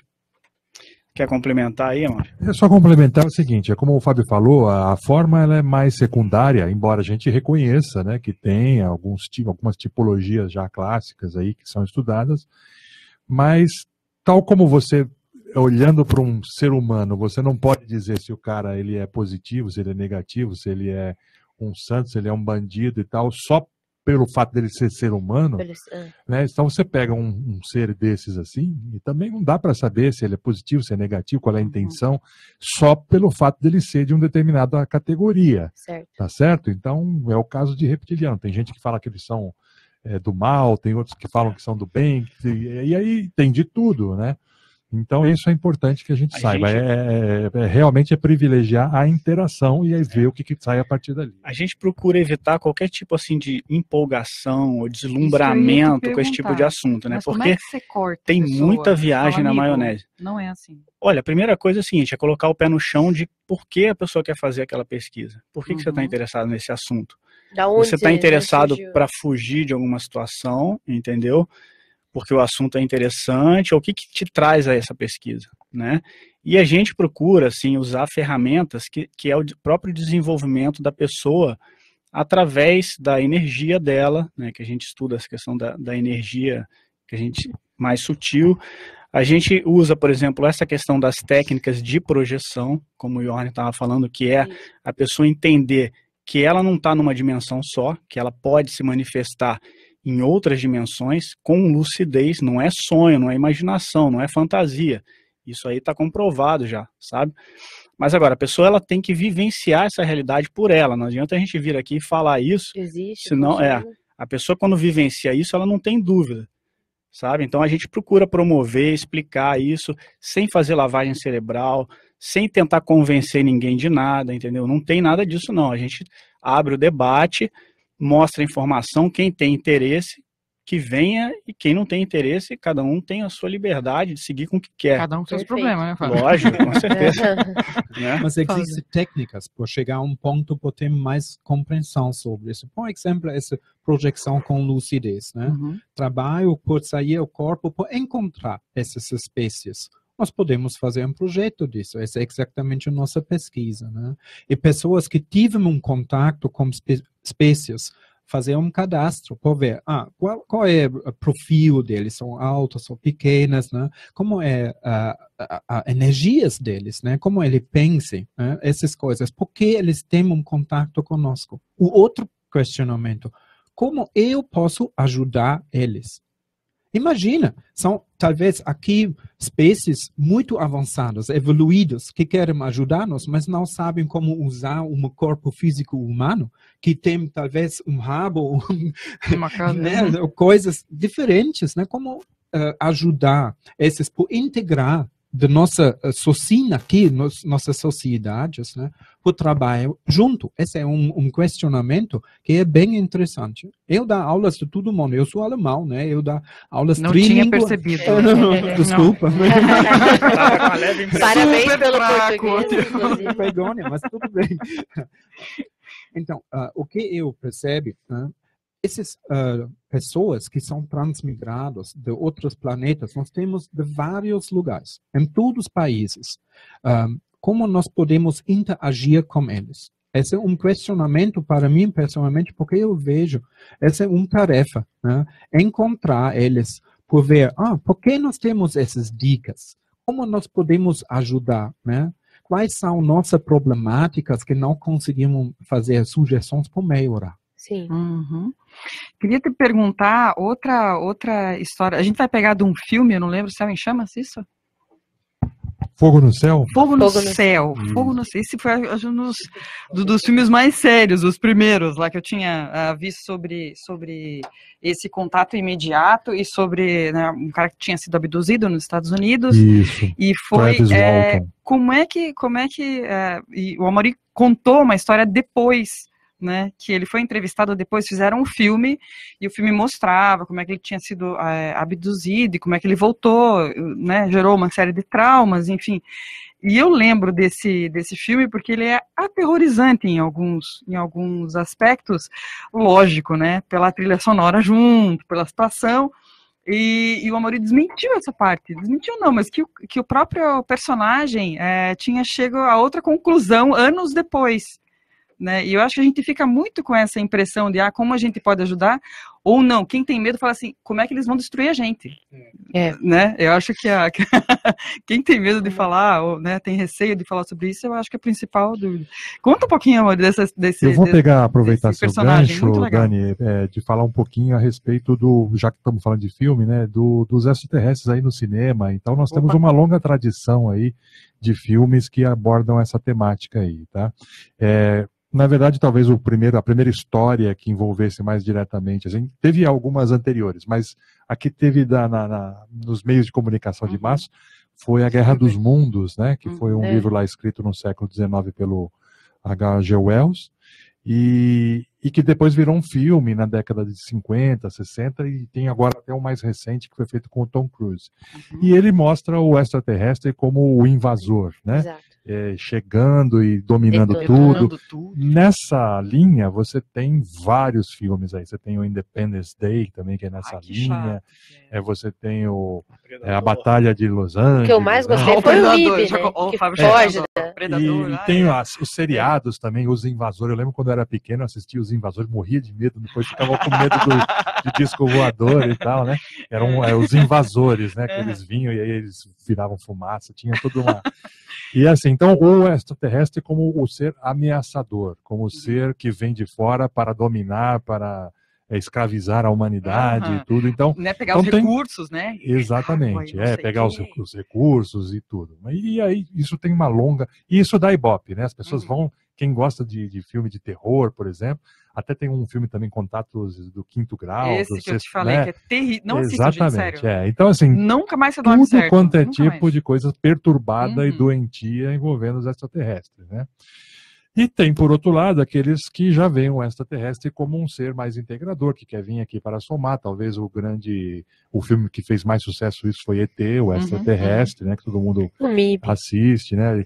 Tem os na área de comédia e de ação, que é o Men in Black. Enfim, tem várias linhas aí e tudo mais. E dentro desses tem esse que você citou, que é o Fogo no Céu, que é um filme que foi baseado nesse fato real, né, do Travis Walton. Foi um lenhador, né, ele trabalhava como lenhador lá nos Estados Unidos, e ele acabou, não vamos entrar aqui no detalhe da história, mas assim, ele acabou... Spoiler também, mas porque é velho filme, né? Ele ficou próximo de um objeto, o objeto ele desmaiou, né, e aí os colegas que estavam junto com eles ficaram apavorados, saíram todos correndo, foram embora, deixaram ele lá. Aí depois de um tempo se arrependeram, falaram, pô, nós deixamos nosso amigo lá, né? Opa, esquecemos alguém. Que é aquilo lá?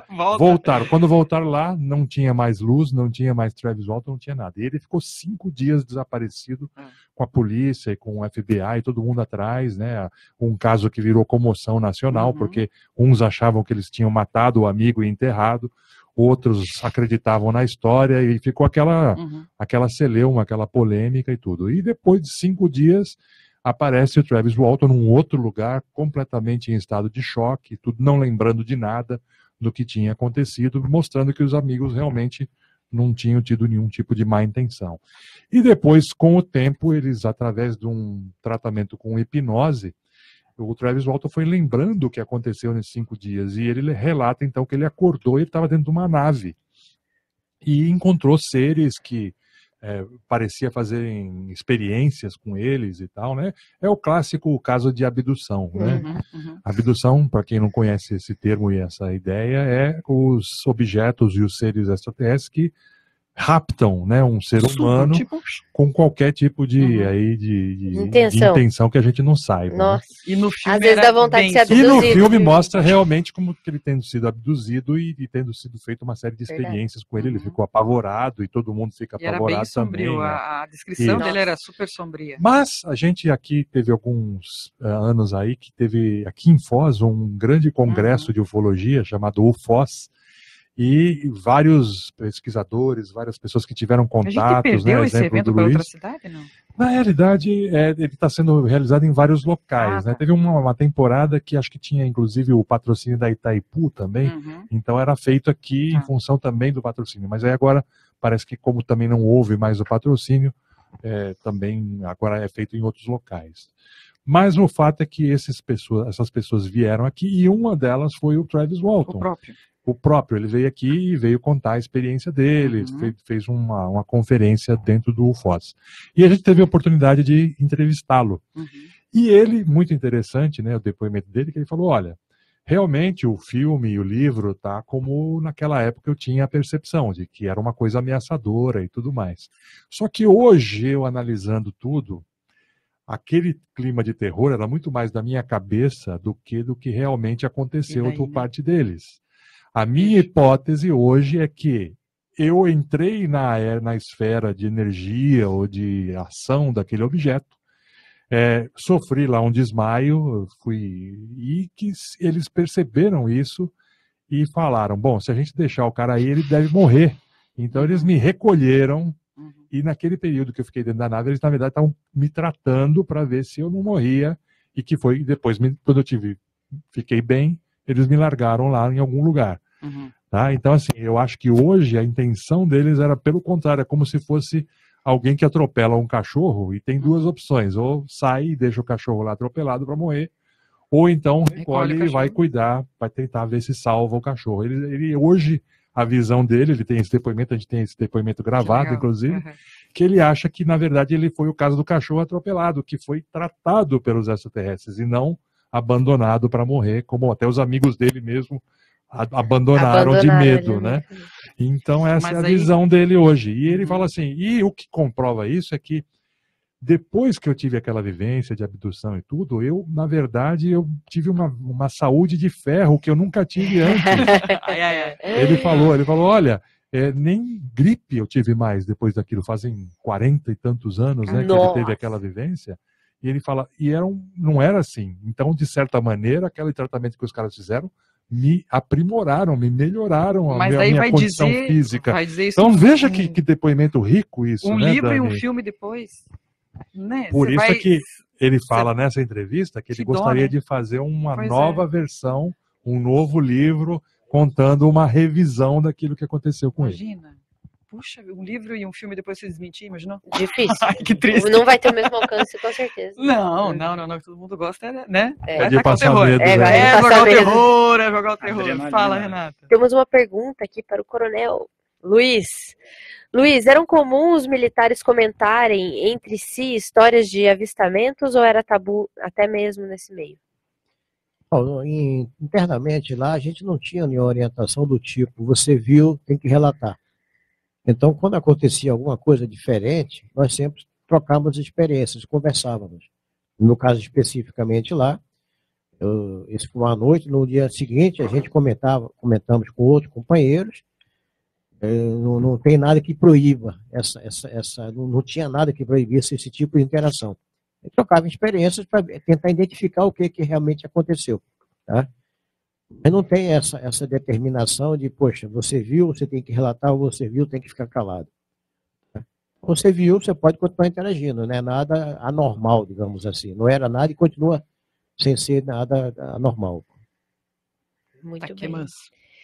Não, aqui a gente tem vários comentários do Francisco Mauro, ele está acompanhando aqui, ele parabenizou a produção do programa, aos entrevistados que são experts no assunto, e ele fala aqui sobre as pesquisas com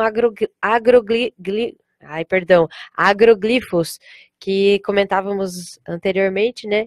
Ele disse que aqui no Brasil as pesquisas estão mais adiantadas, que inclusive há um agrônomo aqui em Foz responsável pela análise das plantas nesses desenhos.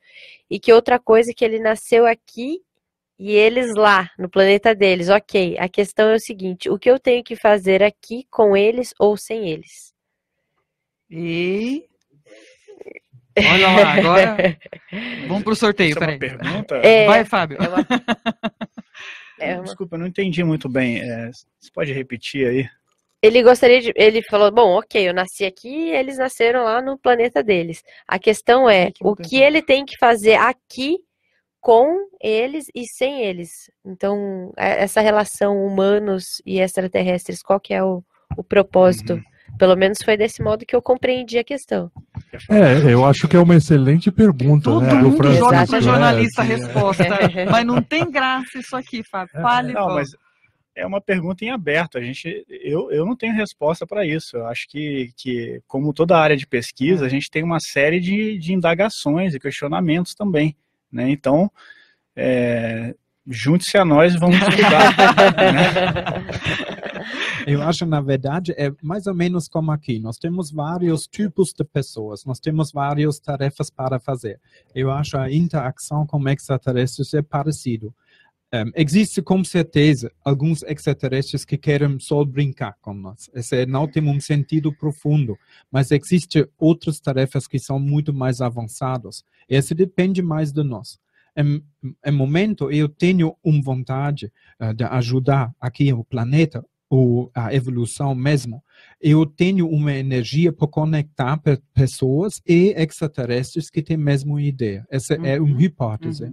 Então, a medo, nós falamos muito sobre medo. Essa é uma resistência para mim, né, por minha pesquisa. Evitar fazer uma emoção de coisas.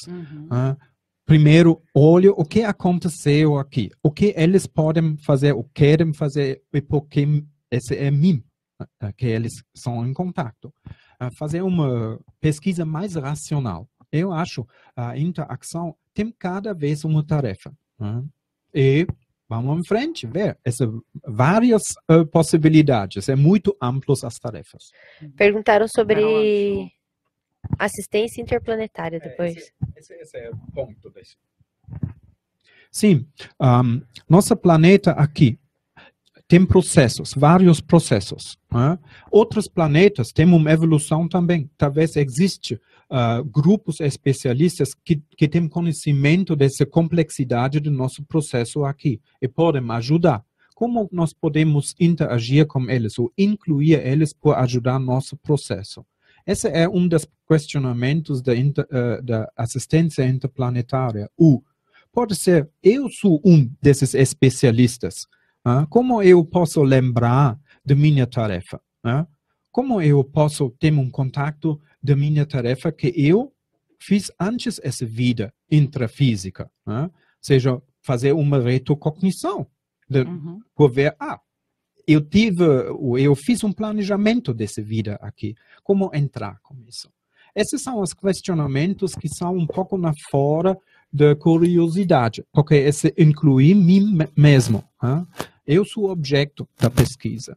Vamos começar com nós. Olha, o senhor estava ansioso aí para pegar o microfone. Não, é que, na verdade, assim, estava falando, eu esqueci de falar, já que estava falando do negócio do fogo no céu, do filme, né? Tem um filme que é mais recente e que é o oposto desses que a gente estava comentando, no sentido de ser muito positivo e procurar entender essa questão da interassistência, né, da assistência interplanetária, que se chama A Chegada. Esse é um filme que eu indico para todo mundo, porque, ó, tá vendo? Tá passando na HBO, mas você encontra também até para comprar na lojas americanas, Arrival, né? E tal, né? The Arrival. A Chegada, tá? Não é um antigo, que tem um antigo que teve um nome, teve um... O filme é dirigido pelo Denis Villeneuve e a atriz é... A Ruiva. É de 2016 esse filme. Agora, essa que é isso. Esse aqui mesmo. Olha lá, como se todo mundo estivesse vendo em casa. Né? A gente tá falando na rádio como se todo mundo tivesse... É interessante porque, assim, começa com a ideia justamente de uma chegada, assim, de um extraterrestre. Em vários pontos, né? Em vários pontos da Terra. E todo mundo achando aquela ideia de que eles vêm aí para invadir, para destruir. E o filme, assim, é uma surpresa no sentido de que não é bem isso que todo mundo pensa, que tudo que vem de fora é ameaçador ou é invasor, né? Aí, muito legal então, mesmo. assim, esse é um filme que vale a pena. E você tem que assistir pelo menos uma segunda vez. Para não poder entender dublado, os detalhes. Às vezes é que você fica ali, não entendi essa parte, peraí. Esse, para mim, assim, eu considero, minha opinião, esse é o melhor filme sobre temática de extraterrestre que eu já assisti. Deixa e olha que tem vários bons Coloquei. filmes, Contatos Imediatos do Terceiro Grau, ET, mas esse, A Chegada, para mim, é o melhor que foi feito. No sentido de que a gente não pode esperar, quando a gente vai contatar com uma civilização mais avançada, né, a gente tem que fazer um esforço para a gente também avançar, abrir a cabeça para poder entender. E não só esperar que a coisa entre na sua compreensão. Eu achei legal, muito interessante esse filme da linguagem. Exato. Que a gente está muito acostumado a ver, de repente, o extraterrestre vai falar inglês. De repente, não mais que de repente, ele entende a mensagem, viemos em paz. Ele entende a mensagem em inglês, e nesse filme não. Né, as pessoas têm que decodificar o que quer dizer, eles se comunicam através de desenhos, de símbolos, e não conseguem, né, chegar a outra, e você fica pensando, fala, gente, que horas que esse filme, até onde que ele vai? E é muito legal, é muito legal por conta disso, assim, esse filme é muito instigante, assim. Tá vendo? Vamos fazer o quê? Vamos para o nosso break rapidão, a gente volta. Voltamos com o programa Depois das Duas. Apresentação, Daniela Valiente e Renata Tomasi. Epa, voltamos aqui, segunda-feira começou já bombando nesse Facebook, na rádio AM 1320, você está escutando Depois das Duas, com Daniela Valiente e Renata Tomasi, hoje aqui com um grande elenco, né? Opa, sim. Temos aqui na nossa... 422 perguntas, já respondemos 450. Exatamente. Tá tudo certo aqui. Temos aqui a Mauri Pontieri, Fábio Ferrari, Luiz Lima e Joan Federic, para conversar sobre extraterrestriologia. Menina, estamos conversando há quase 2 horas. Quase 2 horas aqui, ó. Ninguém sai, sabe esse filme? Ninguém sai. Estamos assim hoje. Queria perguntar, até o Cristiano fez essa pergunta aqui pelo WhatsApp, dos encontros, se puder repetir os horários, o local certinho, quem pode, não pode participar, ele já perguntou ali, falou, olha, os leigos podem, não podem. É que não pode, o Fábio já avisou que tem aquele cuidado com a viagemzinha na maionese, que as pessoas conversam, né, sobre isso, não pode ir lá enlouquecido e, né, vamos colocar vários ovos em pé. Nós temos encontros cada segundas-feiras, às 20 horas. Né? Quem quer participar pode enviar um e-mail ou um contato esse site de extracons.com. Tá? Nós temos um formulário de contato. Por favor, enviar uma e-mail com o nome de Skype, porque nós usamos Skype ainda por conectar nós. Nós temos também um grupo do WhatsApp por trocar ideias, né? Esse é mais aberto, porque cada um que tem uma ideia pode jogar esse por debater, né? Eu posso incluir pessoas interessadas desse grupo do WhatsApp também, enviar do mesmo jeito, né? Você tem alguma página no Facebook? Não ainda, nós estamos elaborando essas coisas, porque o ExtraCons não está formado ainda, nós somos um pré-IC, né? Só a homepage, agora essa é a primeira coisa, mas essa é obra tudo, né? Tá aí, Cristiano, então segunda-feira, a gente colocou alguns links ali na nossa live, depois se quiser dar uma olhadinha, ajuda. Isso, fala, a Sheila tá compartilhando aqui também um outro filme, ela disse, lembrou massa, hein? Filme maravilhoso, Distrito 9, traz o provável desenrolar de extraterrestres vindo habitar a Terra. Sensacional também esse filme, né? Luiz, queria te perguntar, depois que você teve o avistamento, você ficou um cara mais curioso a respeito disso? Ou você já era antes e falou, ok, normal, luzes aparecendo, desaparecendo? Não, eu tive essa experiência, né? E posteriormente não tive mais outras oportunidades, continuei voando, ainda continuo voando atualmente, né? Não tive mais outras experiências parecidas, mas recentemente, na interação com o pessoal aqui da Conscienciologia, eu estou aqui desde julho, né? E eu não moro aqui há muito tempo, cheguei recentemente.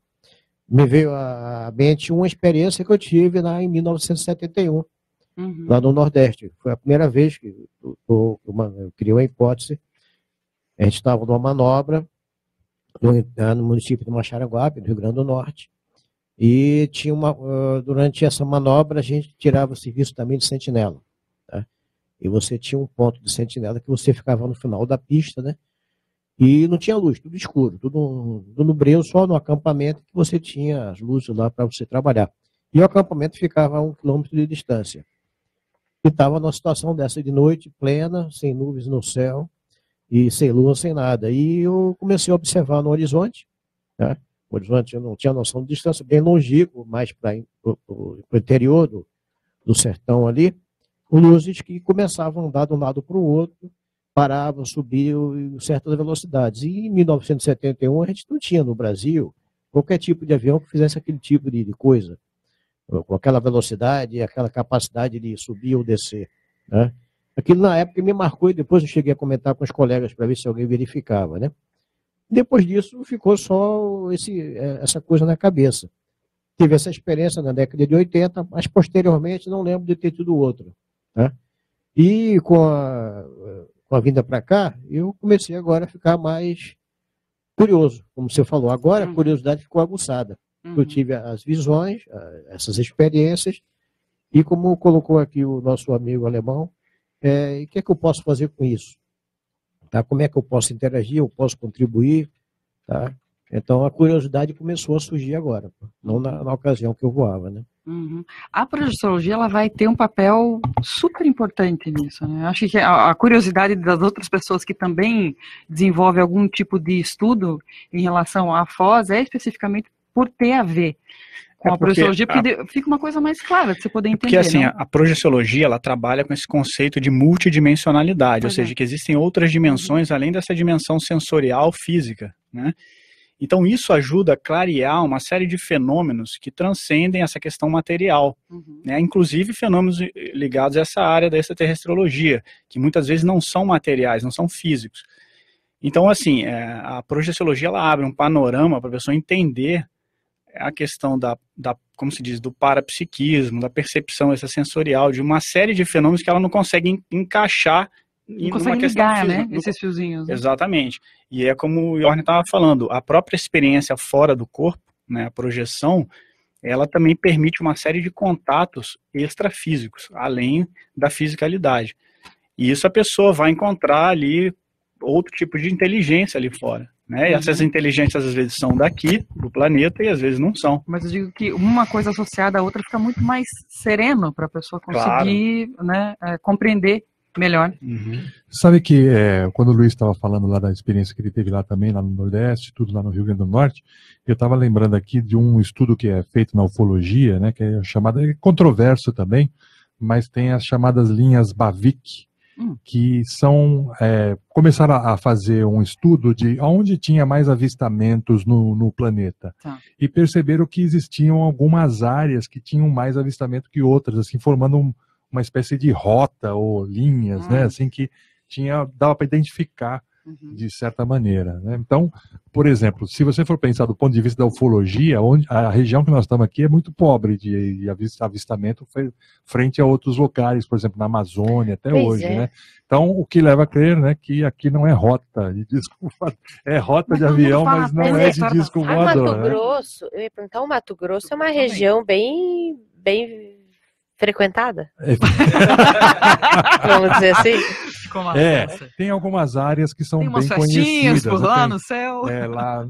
Por exemplo, também em Minas Gerais, você tem ali o chamado Triângulo Jipe, né? Da ufologia também é conhecido.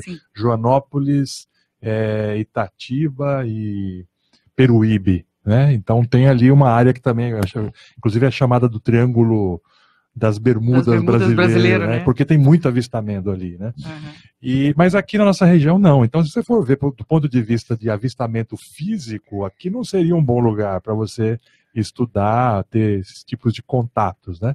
Porém, como eles estavam falando, né, o Yorn e o Fábio, aqui você tem outros tipos de recursos e outros tipos de vivências que tornam a área rica para a pesquisa da extraterrestriologia. Uma delas é justamente a condição energética que nós temos aqui. Vocês sabem que a gente tem aqui as águas, a questão das águas, nós temos um oceano interno aqui, que é o aquífero Guarani. Então nós temos todo tipo de energia aqui e que traz até também, a gente tem a hipótese aí que acaba atraindo também essas consciências extraterrestres, extrafísicas, né? Você sabe, então, o pessoal que não conhece muito bem isso é que fala que ali é uma hora... aeroporto chamado Vocês vocês são bem conhecidos aqui na cidade. Pois é, mas aí nunca ninguém viu disco voador pousando lá. Isso é injusto. Isso é injusto. O pessoal fala, lenda urbana total. Gente, atenção, gente. Você que achava que descia um monte ali no SEC, não é bem assim. Não tem espaço-porto e discoporto lá. Puxa vida. Então, se alguém vê alguma luz se dirigindo para aquela região, é avião da TAM ou da Gol que está descendo logo depois ali no aeroporto. O aeroporto é ali perto. Passa bem em cima, mas não tem nada a ver com disco voador. Sobre as cataratas ter um possível portal ali. Já ouviram histórias sobre isso? Assim, a gente isso aí está em pesquisa, em estudo, né? Assim, tem gente que fala isso. Agora, do ponto de vista das energias, a gente sabe que ali é realmente uma condição diferenciada. Quem trabalha com energia, quem procura melhorar a sua percepção das energias e tudo, quando vai naquela região ali, sabe que ali, do ponto de vista de energia sutil, de energia extrafísica, né, sabe que ali é bem diferente. E sente, né, mais do que saber, sente a diferença das energias lá. Então, isso é natural que atrai até consciências de outros lugares também, né? E por que não dizer extraterrestres aí, no sentido de que eles também fazem uso dessas energias nas suas tarefas assistenciais, nas suas tarefas aí, junto até com as equipes intrafísicas aí. Existe grupo que faz pesquisa sobre esses encontros com extraterrestres, eu acho, ufohunters.com. Eles têm um mapeamento para ver onde são os encontros. Isso é interessante, porque muitos focos de locais de encontros são perto de um mar, de um rio, né, muito de energias, hidroenergias. Eu acho que essa é uma dica, que essa tem uma correlação da energia. Né? Nesse caso, muito energia, né, de água, de hidroenergias. Olha, morreu a fada agora. Nossa. Às vezes dá aquela perdida aqui, mas tá tudo certo. Tá tudo Fala, certo. Renata. Não, eu estava aqui pensando sobre a questão das cataratas e tudo mais, essa influência energética da água e tudo mais. Teria esse sido o motivo da instalação da própria conscienciologia aqui na região? Olha para onde a gente pulou agora. Sim, mas a resposta é sim, né? Sim, claro, porque quando você tem assim um local de energia muito abundante, assim, é muito mais fácil de você materializar iniciativas, né? Então, o próprio professor Valdo Vieira, mais de uma vez, ele comentou que um dos motivos da escolha desse local aqui é justamente essa abundância de energias da natureza, de energias que a gente chama aqui as energias tem as energias conscienciais e as energias imanentes, né? As energias imanentes são aquelas que são da natureza. Então, como tem abundância aqui, fica mais fácil para os grupos e para as pessoas que querem materializar iniciativas, construções, prédios, ideias, né? Tudo isso fica facilitado, fica, vamos dizer assim, maceteado quando você tem locais de energias abundantes. Ao contrário de locais desérticos onde não tem essa energia. Não estou dizendo que não dá para fazer, mas é muito mais difícil do ponto de vista consciencial. Eu penso também em uma série de vidas. Né? Se nós temos várias vidas intrafísicas, nós temos um karma, um grupo karma. Se nós encontramos agora um grupo aqui de um local com boas energias, essa é uma boa por pesquisar, por trabalho em conjunto, por assistência. No caso, nós temos um local na Alemanha, por exemplo, onde eram muito guerras, muito coisas ruins. Né? Essas energias são horríveis. Né? Então, se eu faço um planejamento da próxima vida como grupo, onde eu vou encontrar? Eu percebo isso muito, né? Na Alemanha eu estava envolvido com trabalho, muito de corrida, né? Correndo de dinheiros, materialismo, também essa história de guerras, situação política, imigrantes que chegam agora, tudo tem uma influência do nosso trabalho. No caso da minha karma, eu sou envolvido disso, eu não tenho cabeça aberta mais, claro, mas eu senti aqui como uma segunda vida. Quando eu cheguei aqui, eu percebi, eu conheço você, eu senti isso, se isso é verdade ou não. E eu tenho a possibilidade de pensar de outra maneira aqui, sobre minha existência em vida aqui. Como eu fiz uma programação dessa vida intrafísica por ajudar, por trabalho juntos com meus amigos evolutivos, intrafisicamente e extrafisicamente, e planetária. Eu acho que aqui é um local ótimo para trabalhar juntos, por causa das energias e da história. Olha que legal. Alguém gravou esse depoimento? Super importante. Por favor. Queria que vocês falassem, cada um desse uma pequena dica, porque a gente começou esse programa falando sobre, vamos procurar sobre extraterrestres no Google. Não, e aquela dor de cabeça que sempre é alguma coisa super grave, né? Para o médico é virose, para o Google é câncer. Outra, né? Eu queria que vocês dessem, assim, para a pessoa que é curiosa a respeito disso, dessem uma dica do que ler ou do que ver. Pode ser na internet, pode ser um livro, mas assim uma coisa de fácil acesso. Para quem gosta do assunto, quem quer começar a estudar o assunto. O que vocês têm de dicas? O Fábio trouxe até o livro aqui, gente. Presta atenção, vamos prestar atenção aqui. Olha, eu acho assim, a pessoa que quer entender do assunto, ela tem que primeiro buscar livro, né? Começa por livro, porque a internet é bom quando a pessoa já conhece mais e ela vai saber filtrar melhor e separar, como a gente fala, o joio do trigo, né? Porque senão ela entra naquele universo ali e tem de tudo. Então, por exemplo, esse aqui é um autor chamado Jacques Vallée. Ele é um autor francês. Esse é um cara sério, esse é um pesquisador sério. Ele começou aqui, eu não sei, acho que foi na década de 60 ainda. Deixa a gente mostrar ali para a live. Aqui. Então, por exemplo, nesse livro aí, ele levanta essa hipótese desses extraterrestres virem de outras dimensões. Então, ele já estava falando disso aí. Inclusive, esse pesquisador, ele foi inspirado pelo o Spielberg, quando fez o filme Contatos Imediatos, ele usou um personagem lá que é inspirado nesse cara, entendeu? No Vallée. Então, assim, esse, por exemplo, é um autor aí, agora tem uma questão, não sei se esse livro foi traduzido, não sei se tem em português dele, tá? Mas, de qualquer forma, vale a pena a pessoa buscar e ver se acha. A Maurício, você lembra mais de autores? Tem aquele, o Hayek, eu acho... o Hynek. Hynek, né? Tem, eu acho muito rica aí, né? É difícil até você falar assim de um livro específico. Começo, assim, sabe? Muito legal, acho que é a indicação do Fábio, né? Você tem do próprio Travis Walton, O Fogo no Céu, que é vamos dizer assim, um dos casos mais documentados, e o livro chama Fogo no Céu. A editora é UFO, né? A editora UFO ali de Curitiba. Sim. Né? Eles publicaram essa tradução do livro.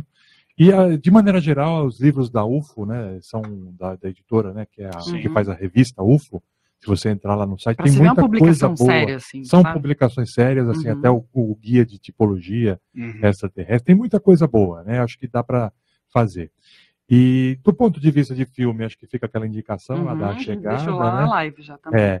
E tem também um documentário que eu até indiquei para você já também, que é o caso Colares, dentro da Operação Prato. E o documentário chama A História que Veio do Céu. Isso aí a pessoa encontra no YouTube. Tá? É um documentário muito bem feito, de 2007, que mostra o caso Colares, que é um dos casos mais interessantes e importantes aí da ufologia brasileira, infelizmente não é muito positivo, né? Os objetos ali parece que tinha uma interação que não era muito positiva, mas era um caso onde a cidade inteira viu e ficou... Teve relato desse o que originou, na verdade, eles apelidaram de chupa-chupa, né? O fenômeno do chupa-chupa. Que era era como se fosse um cortinho, para fazer extração de sangue. Né? E daí eles relataram isso aí. É um caso super rico, né? Em informações, assim, é bem bacana. E foi bem documentado. Então, assim, eu acho que é legal para quem tem interesse de conhecer a complexidade do fenômeno, né, do fenômeno dos objetos não identificados aí e da interação com os extraterrestres aí. Só lembrei de mais uma questão, que na holoteca, no CAEC, tem uma ufoteca, tem uma seção específica de livros sobre ufologia lá. Mais então, fácil, né? A pessoa pode ir lá e ler lá, pelo menos, e fazer e ela consegue ter um panorama do que tem publicado. Que legal. Entende? Vale a pena. Fica bem mais fácil. E nossas reuniões são no CAEC, no Centro de Autoestudos da Conscienciologia, segundas-feiras, né? Não só online. Nós temos lá uma presença em sala também. Paulo, lembrou de alguma coisa? Não, eu sou, como eu falei, eu sou iniciante no processo, né? Apesar de ter tido experiências no pretérito, ou seja, a minha vinda para cá foi recente, cheguei no final de julho do ano passado, e apesar de já conhecer a Conscienciologia desde 2001, só recentemente é que eu comecei a ser mais partícipe das ações ali, né?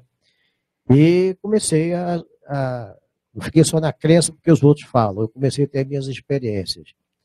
E as minhas experiências se coadunam com as experiências dele.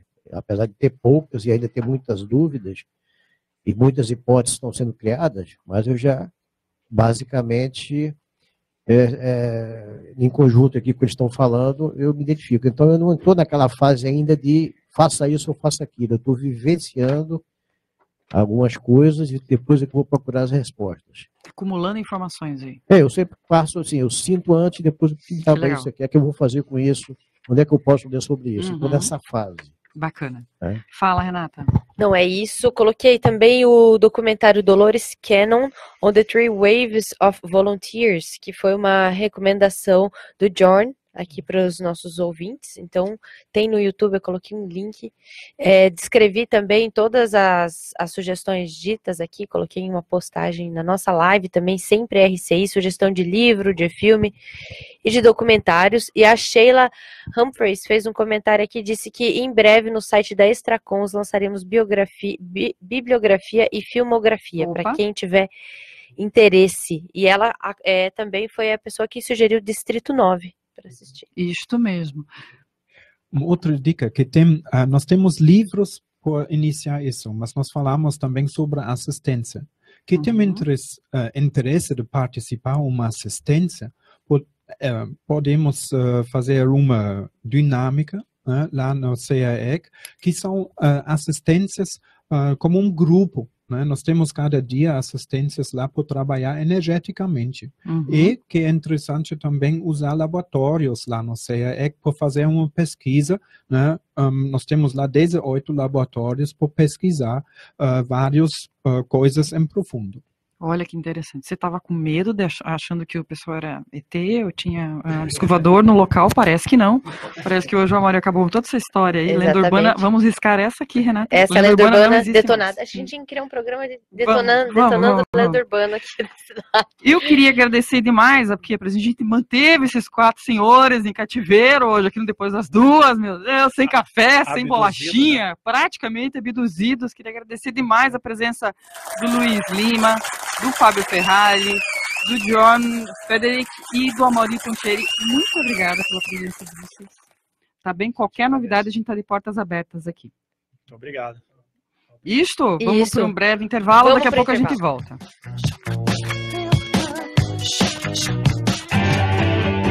Estamos apresentando Programa Depois das Duas. 16 horas e 14 minutos.